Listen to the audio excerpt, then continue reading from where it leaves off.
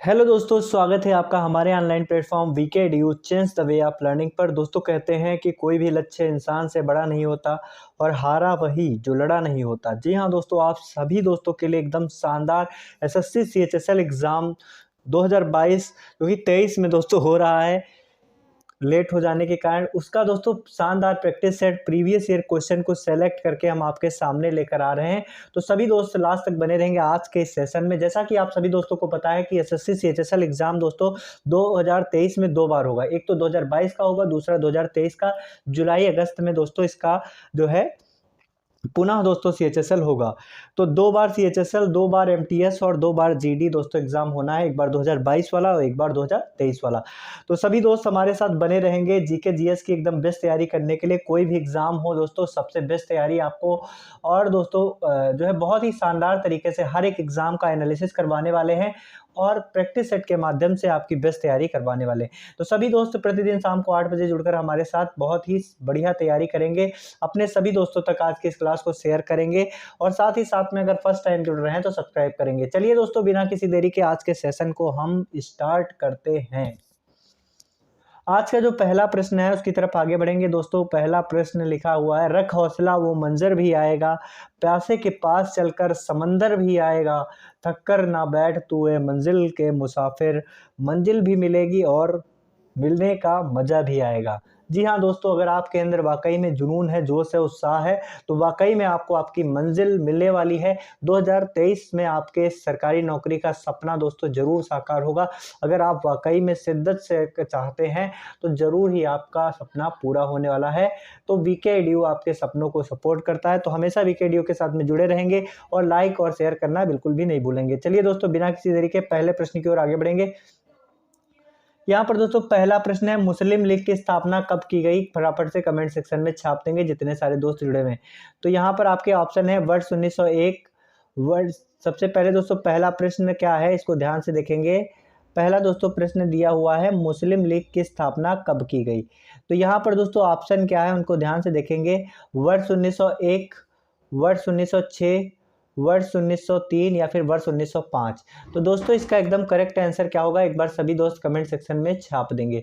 तो दोस्तों अगर बात की जाएगी मुस्लिम लीग की स्थापना कब की गई, तो सभी दोस्त ध्यान रखेंगे मुस्लिम लीग की स्थापना वर्ष 1906 में दोस्तों स्थापना की गई। किसकी दोस्तों? मुस्लिम लीग की। दोस्तों किसकी स्थापना की गई? मुस्लिम लीग की दोस्तों स्थापना हुई। और मुस्लिम लीग की स्थापना दोस्तों किसने की थी? तो नवाब सलीमुल्लाह। नाम याद रखेंगे सभी दोस्त, नवाब सलीमुल्लाह। दोस्तों नाम याद रखेंगे, नाम बहुत ही ज़्यादा इम्पॉर्टेंट है, कई बार आपके एग्जाम में पूछा जा चुका है। एसएससी के द्वारा दोस्तों बार बार पूछे जाने वाले प्रश्न जो है हमने सेट में सम्मिलित कर रखे हैं। तो सभी दोस्त लास्ट तक बने रहेंगे। अगर बात की जाएगी दोस्तों मुस्लिम लीग का प्रथम अध्यक्ष कौन था, तो इसे भी कमेंट सेक्शन में छाप देंगे। तो सभी दोस्त ध्यान रखेंगे, मुस्लिम लीग का प्रथम अध्यक्ष की अगर बात की जाए तो प्रथम अध्यक्ष दोस्तों कौन था? मुश्ताक हुसैन। नाम याद रखेंगे, मुश्ताक हुसैन दोस्तों मुस्लिम लीग का प्रथम अध्यक्ष था। इसे सभी दोस्त ध्यान रखेंगे। आशा करते हैं आप सभी दोस्तों को बहुत अच्छे तरीके से समझ में आ रहा होगा। एक बार लाइक और शेयर जरूर करेंगे। अगला प्रश्न क्या है उसकी तरफ आगे बढ़ेंगे दोस्तों। अगला प्रश्न है, लिनक्स एक है, बताएंगे लिनक्स एक क्या है? कमेंट सेक्शन में छाप देंगे जितने सारे दोस्त जुड़े हुए हैं। उच्च स्तरीय भाषा, ऑप्शन बी है दोस्तों ऑपरेटिंग सिस्टम, ऑप्शन सी है दोस्तों इंटरप्रेटर या फिर ऑप्शन डी है असेंबली भाषा। सही आंसर क्या होगा कमेंट सेक्शन में छाप देंगे। तो दोस्तों लिनक्स एक क्या है? तो सभी दोस्त ध्यान रखेंगे, लिनक्स एक दोस्तों ऑपरेटिंग सिस्टम है। सभी दोस्त ध्यान रखेंगे, ऑप्शन बी इसका एकदम करेक्ट आंसर है। अगला प्रश्न क्या उसकी तरफ आगे बढ़ेंगे। किस देश के द्वारा विजडन क्रिकेट अल्मनाक पत्रिका को प्रकाशित की जाती है, जिसे अक्सर क्रिकेट के बाइबल के रूप में जाना जाता है? तो यहाँ पर दोस्तों आपका अगला प्रश्न क्या है उसकी तरफ आगे बढ़ेंगे दोस्तों। यहाँ पर अगला प्रश्न आपका है, किस देश के द्वारा विजडन क्रिकेट अल्मनाक पत्रिका को प्रकाशित की जाती है, जिसे अक्सर क्रिकेट के बाइबल के रूप में जाना जाता है?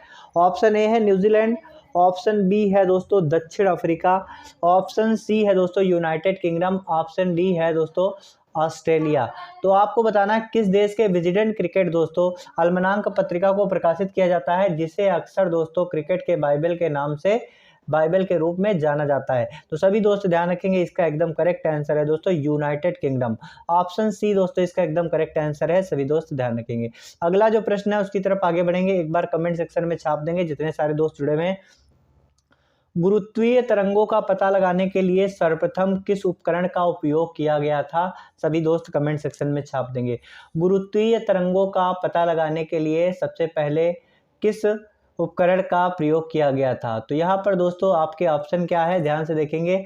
ऑप्शन फर्स्ट है ए है गीगो, ऑप्शन बी है दोस्तों ट्रिगो, ऑप्शन सी है दोस्तों लीगो और ऑप्शन डी है दोस्तों वीगो। सही आंसर क्या होगा, एक बार कमेंट सेक्शन में छाप देंगे।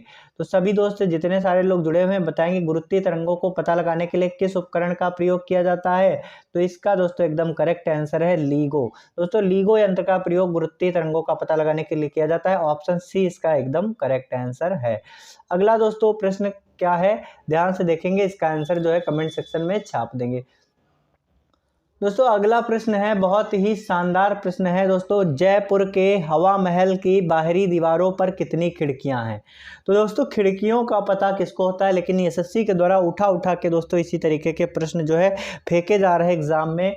तो जीके जीएस दोस्तों अगर एक महीने में देखा जाए अब दोस्तों बहुत ही ज़्यादा इंपॉर्टेंस रख रही है एसएससी के सभी एग्जाम के लिए, क्योंकि दोस्तों एसएससी सीजीएल में भी दोस्तों मेंस में जीके जीएस पूछा जा रहा है। साथ ही साथ में आप दोस्तों नए पैटर्न जो निकल के आया है दोस्तों उसमें सीजीएल और सीएचएसएल दोनों में दोस्तों टियर 2 रख दिया गया है और जिसमें दोस्तों जीके जीएस पूछा जा रहा है। साथ ही साथ में दोस्तों अभी एमटीएस का नोटिफिकेशन आया, उसने दोस्तों पूरा हिला दिया, क्योंकि दोस्तों एसएससी एमटीएस में सिलेक्शन का आधार ही दोस्तों जीएस और इंग्लिश को बना दिया गया है। तो जीएस कहीं ना कहीं अपने आप में बहुत ज़्यादा इंपॉर्टेंस रख रही है। तो सभी दोस्त हमारे साथ जुड़कर एसएससी के द्वारा दोस्तों जो पिछले 5-6 साल से जो प्रश्न पूछे जा रहे हैं उन सभी का दोस्तों हम आपको प्रैक्टिस करवाने वाले हैं एक विशेष एनालिसिस के साथ में। तो जयपुर के हवा महल की बाहरी दीवारों पर कितनी खिड़कियां हैं? 964, 973, ऑप्शन सी है 965 या फिर दोस्तों 953। तो इसका दोस्तों एकदम करेक्ट आंसर है, जयपुर के हवा महल पर दोस्तों 953 खिड़कियां हैं। हवा महल पैलेस ऑफ विंड्स के नाम से जाना जाता है और यह दोस्तों कहाँ पर स्थित है? जयपुर में स्थित है। अगर बात की जाएगी हवा महल की तो सभी दोस्त ध्यान रखेंगे, हवा महल का निर्माण किसने कराया था? तो महाराजा सवाई प्रताप सिंह ने। ध्यान रखेंगे महाराजा सवाई प्रताप सिंह ने दोस्तों किसका जो है निर्माण करवाया था? हवा महल का निर्माण करवाया था। और बिना नींव की यह दोस्तों दुनिया की सबसे ऊंची इमारत है। सभी दोस्त ध्यान रखेंगे, बिना नींव की अगर आपसे पूछा जाता है बिना नींव की दुनिया की सबसे ऊंची इमारत कौन सी है? तो सभी दोस्त ध्यान रखेंगे, बिना नींव की दुनिया की सबसे ऊंची इमारत कौन सी है? दुनिया की सबसे ऊंची इमारत दोस्तों अगर पूछा जाए आपसे तो बिना नींव की दुनिया की सबसे ऊंची इमारत दोस्तों जयपुर का हवा महल है। इसे सभी दोस्त ध्यान रखेंगे। अगला दोस्तों प्रश्न क्या, उसकी तरफ आगे बढ़ेंगे। यहाँ पर दोस्तों अगला प्रश्न है, इसका सही आंसर जो है कमेंट सेक्शन में छाप देंगे। भारत के संविधान में मौलिक कर्तव्यों की अवधारणा किस देश से संबंधित है? दोस्तों यहाँ पर थे लिखा है, कोई दिक्कत नहीं दोस्तों, यहाँ पर बताएंगे मौलिक कर्तव्यों की अवधारणा दोस्तों किस देश से संबंधित है? फटाफट से कमेंट सेक्शन में छाप देंगे। जितने सारे दोस्त जुड़े हुए हैं एक बार लाइक शेयर और साथ ही साथ में सब्सक्राइब जरूर करेंगे। दोस्तों मौलिक कर्तव्य की यहाँ पर दोस्तों बात की जा रही है। ऑप्शन ए है रूस, ऑप्शन बी है दोस्तों अमेरिका, ऑप्शन सी है चाइना या फिर ऑप्शन डी है कनाडा। तो सभी दोस्त ध्यान रखेंगे, मौलिक कर्तव्य की अगर बात की जाएगी तो मौलिक कर्तव्य दोस्तों किस देश से लिए गए थे? सभी दोस्त एक बार कमेंट सेक्शन में छाप देंगे, मौलिक कर्तव्य दोस्तों किस देश से लिए गए थे? तो मौलिक कर्तव्य की अगर बात की जाएगी तो सभी दोस्त ध्यान रखेंगे, मौलिक कर्तव्य दोस्तों रूस से लिए गए थे। कहाँ से लिए गए थे? रूस से। ऑप्शन ए आपका एकदम करेक्ट आंसर है, यूएसएसआर दोस्तों रूस से दोस्तों लिए गए हैं। सभी दोस्त ध्यान रखेंगे। यहाँ पर मौलिक कर्तव्यों को दोस्तों याद करने की एक ट्रिक है दोस्तों, फंडामेंटल ड्यूटी। दोस्तों फंडामेंटल ड्यूटी इसको इंग्लिश में कहा जाता है। तो सभी दोस्त ध्यान रखेंगे, अगर आप भैया ड्यूटी नहीं करोगे तो आपके जो घर वाले हैं या फिर दोस्तों आपकी घर वाली जो है वो क्या हो जाएंगी? तो आपके घर वाले या घर वाली दोस्तों रूस जाएंगी, गुस्सा हो जाएंगी। ठीक है, आपकी घरवाली रूस जाएंगी अगर आप ड्यूटी नहीं करेंगे। तो ठीक है, तो इस तरीके से याद रखेंगे। फंडामेंटल ड्यूटी, मौलिक कर्तव्य दोस्तों किस देश के संविधान से लिया गया है? रूस से दोस्तों लिया गया है मौलिक कर्तव्य। मौलिक कर्तव्य की अगर बात की जाएगी तो सभी दोस्त ध्यान रखेंगे, मौलिक कर्तव्य दोस्तों 42वें संविधान संशोधन से जोड़ा गया था। किससे?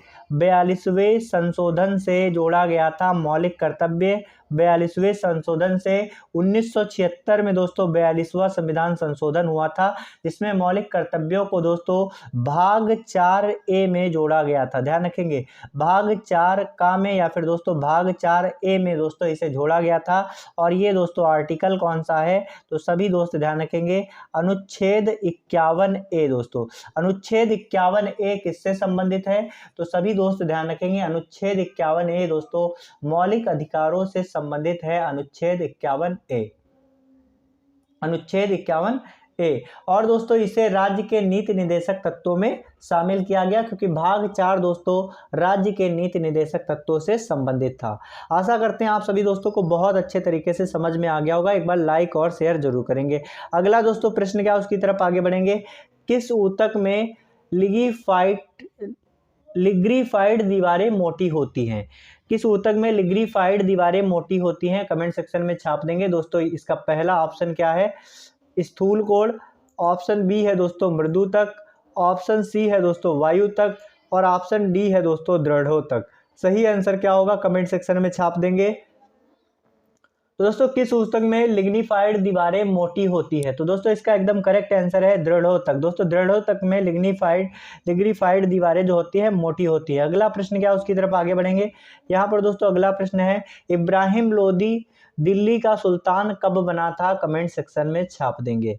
जितने सारे दोस्त जुड़े हुए हैं एक बार सभी दोस्त बताएंगे, इब्राहिम लोदी दिल्ली का सुल्तान कब बना था? ऑप्शन ए है 1517 में, ऑप्शन बी है 1526 में, ऑप्शन सी है 1516 में, या फिर दोस्तों ऑप्शन डी है 1527 में।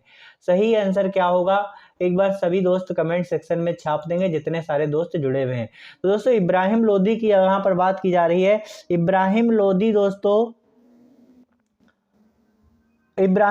दोस्तों पराजित होने वाला पहला लोदी शासक था। और साथ ही साथ में अगर बात की जाएगी दिल्ली सल्तनत का अंतिम सुल्तान कौन था दोस्तों? कमेंट सेक्शन में छाप देंगे। तो सभी दोस्त ध्यान रखेंगे, दिल्ली सल्तनत का अंतिम सुल्तान दोस्तों, दिल्ली सल्तनत का अंतिम सुल्तान कौन था? तो सभी दोस्त ध्यान रखेंगे, इब्राहिम लोदी दोस्तों दिल्ली सल्तनत का अंतिम सुल्तान था। यह दोस्तों कब शासक बना था? 1517 ईस्वी में दोस्तों यह शासक बना था। और इब्राहिम लोदी की अगर बात की जाएगी तो दोस्तों इसने 1517 से 1526 ईस्वी तक दोस्तों शासन किया था। इसे सभी दोस्त ध्यान रखेंगे, 1517 से 1526 ईस्वी तक शासन किया था। और ये दोस्तों दिल्ली सल्तनत का अंतिम सुल्तान था। और साथ ही साथ में दोस्तों अगर बात की जाएगी 1526 की, तो 1526 में दोस्तों दिल्ली सल्तनत का पूरा तरीके से दोस्तों यह नष्ट हो गई थी, क्योंकि यहाँ पर दोस्तों 1526 में एक युद्ध हुआ था जिसका नाम है दोस्तों पानीपत का प्रथम युद्ध। एक बार कमेंट सेक्शन में छाप देंगे, पानीपत का प्रथम युद्ध किसके बीच में हुआ था? तो सभी दोस्त ध्यान रखेंगे, पानीपत का प्रथम युद्ध अगर आपसे पूछा जाए तो दोस्तों इब्राहिम लोदी और दोस्तों बाबर के बीच में हुआ था। इब्राहिम लोदी और बाबर के बीच में हुआ था। किसके बीच में? इब्राहिम लोदी और दोस्तों बाबर के बीच में हुआ था। इसमें दोस्तों इब्राहिम लोदी की मृत्यु हो गई थी, बाबर ने इसे पराजित कर दिया गया था। बाबर की विजय हुई थी 1526 ईस्वी में। और 1526 ईस्वी में दोस्तों बाबर ने इब्राहिम लोदी को पराजित करके मुगल वंश की नींव रखी थी। साथ ही साथ में दोस्तों इब्राहिम लोदी की मृत्यु हो जाने के कारण दोस्तों लोदी वंश के साथ ही साथ में दिल्ली सल्तनत पूरी तरीके से दोस्तों खत्म हो गया था और मुगल साम्राज्य जो है मुगल वंश स्टार्ट हो गया। पानीपत का प्रथम युद्ध दोस्तों 1526 में लड़ा गया इब्राहिम लोदी और बाबर के बीच में। बाबर की विजय हुई। पानीपत के युद्ध में दोस्तों बाबर ने पहली बार तोपों का प्रयोग किया था। साथ ही साथ में दोस्तों तुगलमा पद्धति को या फिर तुगलमा नीति को अपनाया था। तो ये दोस्तों बहुत बार ये एसएससी में पूछा गया। तुगलमा नीति को दोस्तों बाबर ने किस युद्ध में अपनाया था? तो तुगलमा नीति को सभी दोस्त ध्यान रखेंगे। तुगलमा नीति की अगर बात की जाएगी तो तुगलमा नीति को बाबर ने दोस्तों किस में अपनाया था? तो तुगलमा नीति को दोस्तों बाबर ने 1526 के पानीपत के युद्ध में अपनाया था। इसे सभी दोस्त ध्यान रखेंगे। एक बार जितने सारे दोस्त जुड़े, तुगलमा नीति का प्रयोग दोस्तों बाबर ने पानीपत के 1526 के युद्ध में किया था। तो यहाँ पर दोस्तों इसका एकदम करेक्ट आंसर, जैसा कि मैंने आपको बताया था, 1517 में हुआ था दोस्तों। दिल्ली का सुल्तान बना था, 1517 से 1526 तक रहा। चलिए दोस्तों अगले प्रश्न की ओर आगे बढ़ेंगे। दोस्तों अगला प्रश्न है, विश्व स्तनपान रुझान पहल WBTI द्वारा किए गए एक नए सर्वेक्षण के अनुसार स्तनपान की दर 97 देशों में से पहले स्थान पर कौन सा देश था? ऑप्शन ए है जापान, ऑप्शन बी है श्रीलंका, ऑप्शन सी है दोस्तों भारत और ऑप्शन डी है दोस्तों चाइना। तो सही आंसर क्या होगा एक बार सभी दोस्त कमेंट सेक्शन में छाप देंगे। तो दोस्तों अगर बात की जाएगी विश्व स्तनपान रुझान पहल के द्वारा स्तनपान दर में दोस्तों 97 देशों में पहले स्थान पर कौन सा देश रहा है? तो दोस्तों इसका एकदम करेक्ट आंसर है श्रीलंका। ऑप्शन बी एकदम करेक्ट आंसर है, सभी दोस्त ध्यान रखेंगे। अगला प्रश्न क्या है उसकी तरफ आगे बढ़ेंगे। दोस्तों अगला प्रश्न यहाँ पर है, भारत के मुख्य चुनाव आयुक्त का कार्यकाल कितने वर्ष का होता है? बताएंगे। ऑप्शन ए है 6 वर्ष 65 वर्ष की आयु तक जो भी पहले हो, या फिर ऑप्शन बी है 3 वर्ष या 65 वर्ष की आयु जो भी पहले हो, या फिर ऑप्शन सी है 5 वर्ष या 65 वर्ष की आयु तक जो भी पहले हो, या फिर ऑप्शन डी है 4 वर्ष की आयु 65 वर्ष जो भी पहले हो। तो दोस्तों इसका एकदम करेक्ट आंसर है, अगर बात की जाएगी मुख्य चुनाव आयुक्त, दोस्तों वर्तमान समय में मुख्य चुनाव आयुक्त कौन है एक बार कमेंट सेक्शन में छाप देंगे। दोस्तों इसका एकदम करेक्ट आंसर है 6 वर्ष की आयु, 6 वर्ष या फिर 65 वर्ष की आयु जो भी पहले हो, यही दोस्तों मुख्य चुनाव आयुक्त का कार्यकाल होता है। अगला दोस्तों प्रश्न क्या है, इसका सही आंसर जो है कमेंट सेक्शन में छाप देंगे जितने सारे दोस्त जुड़े हुए हैं। एक बार सभी लाइक और शेयर जरूर करेंगे, एक बार सभी दोस्त लाइक और शेयर जरूर करेंगे।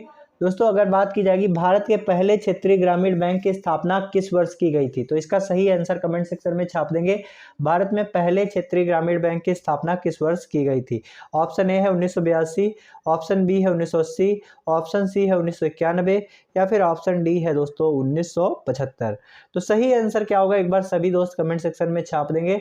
तो इसका दोस्तों एकदम करेक्ट आंसर है 1975। दोस्तों 1975 में पहले भारत क्षेत्रीय ग्रामीण बैंक की स्थापना की गई थी। पहले क्षेत्रीय ग्रामीण बैंक की स्थापना 1975 में हुई थी।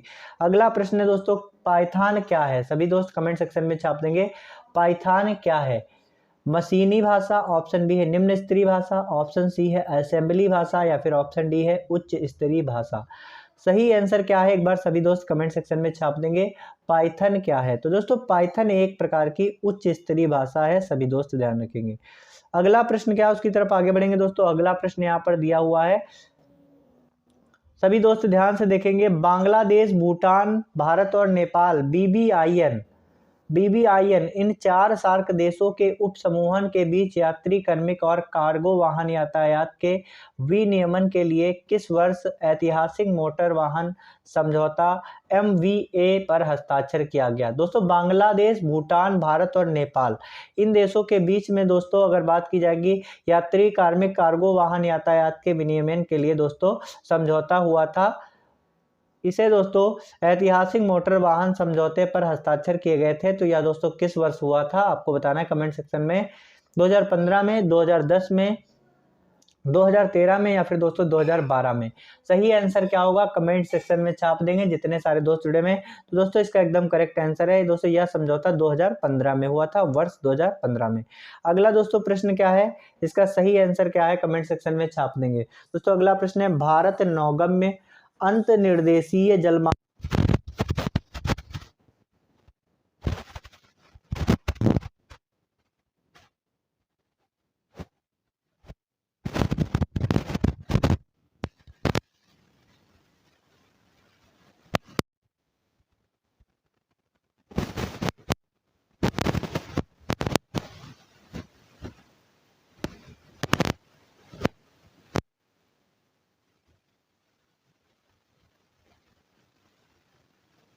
सेक्शन में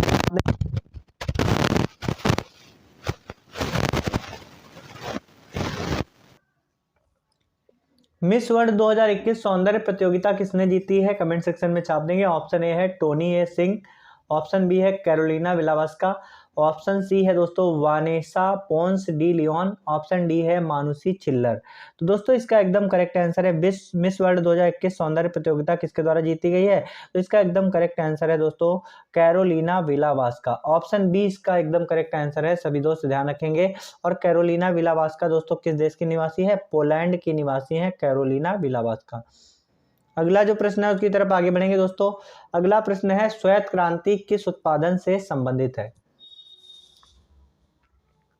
ऑप्शन ए है दुग्ध उत्पादन, ऑप्शन बी है दोस्तों मृतेश उत्पादन, ऑप्शन सी है दोस्तों अंडा उत्पादन, या फिर ऑप्शन डी है फसल उत्पादन। सही आंसर क्या होगा कमेंट सेक्शन में छाप देंगे। दोस्तों श्वेत क्रांति का संबंध किस उत्पादन से है, तो सभी दोस्त ध्यान रखेंगे श्वेत क्रांति का संबंध दोस्तों दुग्ध उत्पादन से है।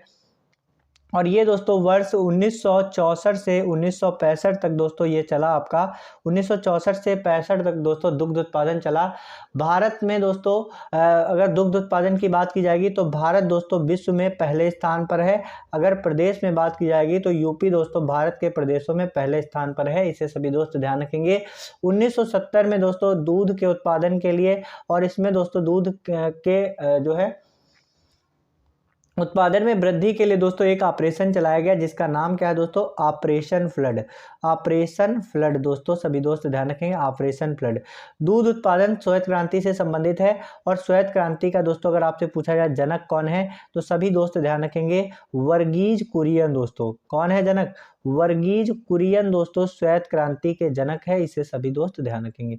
अगला प्रश्न क्या है उसकी तरफ आगे बढ़ेंगे दोस्तों। पहले राष्ट्रमंडल खेलों कॉमनवेल्थ गेम्स का आयोजन कब किया गया है, बताएंगे कमेंट सेक्शन में। पहले राष्ट्रमंडल खेलों कॉमनवेल्थ गेम्स का आयोजन कब किया गया था। ऑप्शन ए है दोस्तों 1935 में, ऑप्शन बी है 1920 में, ऑप्शन सी है 1925 में, या फिर दोस्तों ऑप्शन डी है 1930 में। सही आंसर क्या होगा एक बार कमेंट सेक्शन में छाप देंगे जितने सारे दोस्त जुड़े हुए हैं। तो दोस्तों अगर बात की जाएगी कॉमनवेल्थ गेम्स की शुरुआत कब हुई थी, तो दोस्तों इसका एकदम करेक्ट आंसर है पहले कॉमनवेल्थ गेम की शुरुआत 1930 में हुई थी। और 1930 में दोस्तों यह कहाँ पर हुआ था, हैमिल्टन कनाडा में। कहाँ पर हुआ था सभी दोस्त ध्यान रखेंगे, हैमिल्टन कनाडा में दोस्तों यह हुआ था, सभी दोस्त ध्यान रखेंगे। साथ ही साथ में दोस्तों अगर आपसे पूछा जाए 21वां दोस्तों कहाँ पर हुआ था अभी हाल ही में, तो 21वां दोस्तों 2018 में हुआ था। कहाँ पर दोस्तों, ऑस्ट्रेलिया में। 21वां दोस्तों ऑस्ट्रेलिया में हुआ। अगर आपसे पूछा जाएगा 22वां, तो 22वां दोस्तों 2022 में इसका आयोजन हुआ था। कहाँ पर, बर्मिंघम में। और बर्मिंघम दोस्तों कहाँ पर पड़ता है, बर्मिंघम इंग्लैंड में पड़ता है। अगला दोस्तों प्रश्न क्या है उसकी तरफ आगे बढ़ेंगे। इसका सही आंसर जो है कमेंट सेक्शन में छाप देंगे। अटल भूजल योजना ABY किससे संबंधित है। ऑप्शन ए है भूजल से, ऑप्शन बी है दोस्तों जैविक खेती से, ऑप्शन सी है रोजगार से, या फिर ऑप्शन डी है जलवायु परिवर्तन से। दोस्तों अटल भूजल योजना दोस्तों भूजल से संबंधित है। किससे संबंधित है, भूजल से संबंधित है अटल भूजल योजना, सभी दोस्त ध्यान रखेंगे। भूजल से संबंधित है अटल भूजल योजना। दोस्तों अगर बात की जाएगी अटल भूजल योजना, अटल भूजल योजना दोस्तों अटल बिहारी वाजपेयी जी के जन्म दिवस से स्टार्ट की गई। और अटल बिहारी वाजपेयी जी का जन्म कब दिवस मनाया जाता है, 25 दिसंबर को दोस्तों अटल बिहारी वाजपेयी जी का जन्म दिवस मनाया जाता है। और 25 दिसंबर को दोस्तों कौन सा दिवस मनाया जाता है, सुशासन दिवस। सुशासन दिवस दोस्तों 25 दिसंबर को मनाया जाता है, सुशासन दिवस। और दोस्तों अटल बिहारी वाजपेयी जी की लाइनें जो बहुत ज़्यादा मोटिवेट करती हैं, बाधाएं आती है आए गिरे प्रलय की घोर घटाएं, पाँव के नीचे अंगारे सिर पर बरसे यदि ज्वालाएं, निज हाथों में हंसते हंसते आग लगाकर चलना होगा, कदम मिलाकर चलना होगा, कदम मिलाकर चलना होगा। दोस्तों इसी क्रम में अगले प्रश्न की ओर आगे बढ़ेंगे। दोस्तों अगला प्रश्न है बांकापुर मोर अभ्यारण्य किस जिले में स्थित है। बांकापुर मोर अभ्यारण्य किस जिले में स्थित है, कमेंट सेक्शन में छाप देंगे। तो सभी दोस्त ध्यान रखेंगे बांकापुर मोर अभ्यारण्य दोस्तों कर्नाटक जो है जिले में स्थित है। अगला प्रश्न क्या है उसकी तरफ आगे बढ़ेंगे दोस्तों। कर्नाटक राज्य में स्थित है। अगला दोस्तों, निजाम सागर बांध निम्नलिखित में से किस राज्य में स्थित है, बताएंगे। निजाम सागर बांध निम्नलिखित में से किस राज्य में स्थित है। ऑप्शन ए है पश्चिम बंगाल, ऑप्शन बी है आंध्र प्रदेश, ऑप्शन सी है दोस्तों कर्नाटक, या फिर ऑप्शन डी है तेलंगाना। तो निजाम सागर बांध दोस्तों निम्नलिखित में से किस राज्य में स्थित है। सही आंसर क्या होगा कमेंट सेक्शन में छाप देंगे। तो सभी दोस्त ध्यान रखेंगे, इसका एकदम करेक्ट आंसर है तेलंगाना। दोस्तों तेलंगाना में दोस्तों निजाम सागर बांध स्थित है। अगला प्रश्न क्या है, ध्यान से देखेंगे। ढीमसा किस राज्य का आधिकारिक लोक नृत्य है, कमेंट सेक्शन में छाप देंगे जितने सारे दोस्त जुड़े हुए। ढीमसा दोस्तों किस राज्य का आधिकारिक नृत्य है। ऑप्शन ए है कर्नाटक, ऑप्शन बी है दोस्तों राजस्थान, ऑप्शन सी है दोस्तों महाराष्ट्र, या फिर ऑप्शन डी है दोस्तों आंध्र प्रदेश। सही आंसर क्या होगा एक बार सभी दोस्त कमेंट सेक्शन में छाप देंगे। तो दोस्तों इसका एकदम करेक्ट आंसर है ढीमसा किस राज्य का आधिकारिक लोक नृत्य है। ऑप्शन डी दोस्तों आंध्र प्रदेश का लोक नृत्य है। अगला दोस्तों, निम्नलिखित में से कौन सा संभारिक युग्म का एक उदाहरण है। तो सभी दोस्त ध्यान रखेंगे, कौन सा संभारिक युग्म का एक उदाहरण है। इसका दोस्तों एकदम करेक्ट आंसर है कैल्शियम और आर्गन दोस्तों संभारिक युग्म का एक उदाहरण है। सभी दोस्त ध्यान रखेंगे। अगला यहाँ पर दोस्तों प्रश्न क्या है, सही आंसर इसका कमेंट सेक्शन में छाप देंगे। करंट अफेयर का एकदम शानदार क्वेश्चन है। हाल ही में किसे राष्ट्रमंडल संसदीय संघ सम्मेलन CPA में नया कोषाध्यक्ष चुना गया है। तो किसे दोस्तों संसदीय संघ सम्मेलन CPA में कोषाध्यक्ष चुना गया। ऑप्शन ए है अनुराग शर्मा, ऑप्शन बी है कपिल सिब्बल, ऑप्शन सी है दोस्तों नरेंद्र कोहली, ऑप्शन डी है दोस्तों विजय देव। सही आंसर क्या होगा कमेंट सेक्शन में छाप देंगे। तो दोस्तों इसका एकदम करेक्ट आंसर है राष्ट्रमंडल संसदीय संघ सम्मेलन में कोषाध्यक्ष किसे चुना गया। तो इसका एकदम करेक्ट आंसर है दोस्तों अनुराग शर्मा। दोस्तों अनुराग शर्मा को चुना गया। अगला दोस्तों, हाल ही में किसे रक्षा अनुसंधान एवं विकास संगठन DRDO का अध्यक्ष नियुक्त किया गया है, कमेंट सेक्शन में छाप देंगे। तो हाल ही में दोस्तों DRDO का अध्यक्ष किसे नियुक्त किया गया है। KV कामत को, विकास कामत को, रतन कायत को, या फिर दोस्तों समीर V कामत को। सही आंसर क्या होगा कमेंट सेक्शन में छाप देंगे। दोस्तों DRDO का अध्यक्ष किसे नियुक्त किया गया है। ऑप्शन डी इसका एकदम करेक्ट आंसर है दोस्तों समीर V कामत को DRDO का नया अध्यक्ष नियुक्त किया गया। ऑप्शन डी दोस्तों इसका एकदम करेक्ट आंसर है। अगला दोस्तों प्रश्न क्या है उसकी तरफ आगे बढ़ेंगे। इसका सही आंसर जो है कमेंट सेक्शन में छाप देंगे। हर वर्ष महिला समानता दिवस कब मनाया जाता है। तो सभी दोस्त ध्यान रखेंगे, हर वर्ष महिला समानता दिवस 26 अगस्त को मनाया जाता है दोस्तों। ऑप्शन ए इसका एकदम करेक्ट आंसर है। सभी दोस्त ध्यान रखेंगे। आप सभी दोस्त लास्ट तक बने रहे उसके लिए बहुत बहुत धन्यवाद। लास्ट में दोस्तों बस यही कहना चाहते हैं कि आप सभी लोग प्रतिदिन शाम को 8 बजे हमारी लाइव क्लास से जरूर जुड़े। लास्ट तक बने रहे उसके लिए बहुत बहुत धन्यवाद। लास्ट में दोस्तों वही पंक्तियां कहना चाहते हैं जो कि हर रोज कहते हैं कि जब आंखों में अरमान लिया मंजिल को अपना मान लिया, अब मुश्किल क्या आसान क्या, जब ठान लिया तो ठान लिया।